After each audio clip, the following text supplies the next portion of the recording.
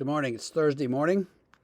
We continue our reading from Matthew, and this is the beginning of a long passage. It's kind of depressing, but we're going to split it into little pieces. So, behold, I am sending you out as sheep in the midst of wolves. So be wise as serpents and innocent as doves.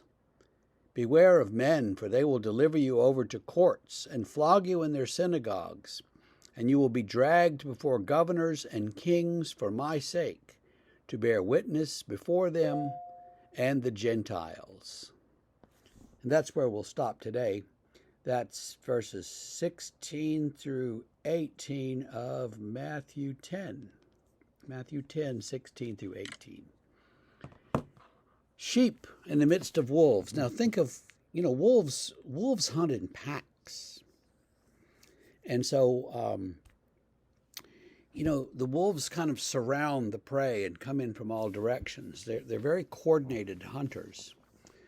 And a poor sheep that's out in the field or the woods or somewhere, and wolves come, the sheep goes blah, blah, and runs, but the wolves have got the sheep. The sheep has no defenses.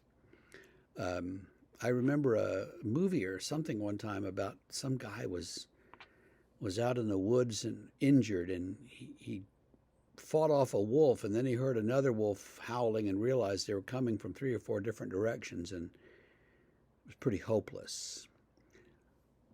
So sheep in the midst of wolves. The wolves are aggressive and want to kill, and the poor sheep just wants to be left alone and eat. It's kind of like that. He says, they'll drag you out of your house. They'll flog you in their synagogues. Now, I'm not sure that even the most vicious kind of Pharisees would actually flog somebody in the synagogue, but that's what he says. And they'll drag you to court, and you'll be pulled before governors and kings. And see, all of these things are happening to Christians at the time when Matthew writes this. He knows what he's talking about because he sees it happening.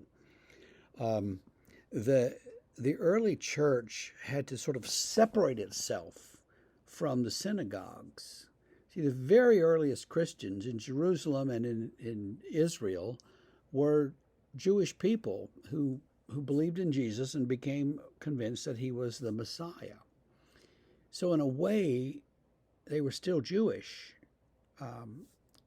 It was only after Paul began to convert large numbers of the Greeks, of the Gentiles in Turkey and Greece and Rome, that the church really had a problem, because those people had no allegiance, no understanding of Judaism or even the language that was spoken in the synagogues. And so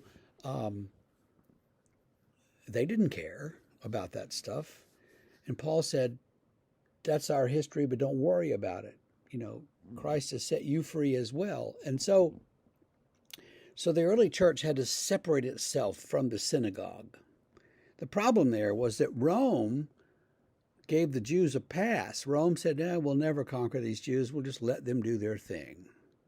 So as long as Christians could come across as a different kind of Jew, the Romans didn't care. Leave them alone.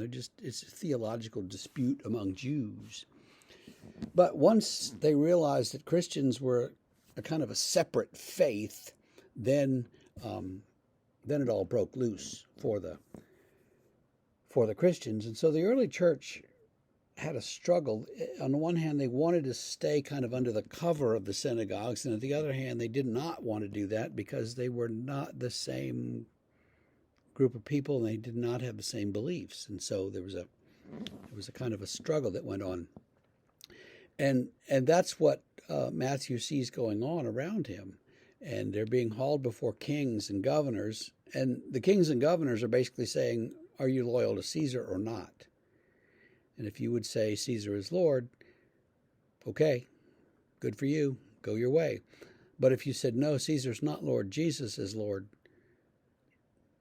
that was bad. And you could be killed. And so there's the struggle, you see. And this is what Jesus says, I'm sending you out, and these things are going to happen to you. but you're going to witness for me and for God the Father. And so he's not simply talking to those 12 that he's sending out at that moment, but he's looking ahead and talking to all of us who live later, and who, especially to that early church that would find these enemies wherever they went. And that's enough for today. Tomorrow we'll continue with the next several verses there in that passage. Have a good day.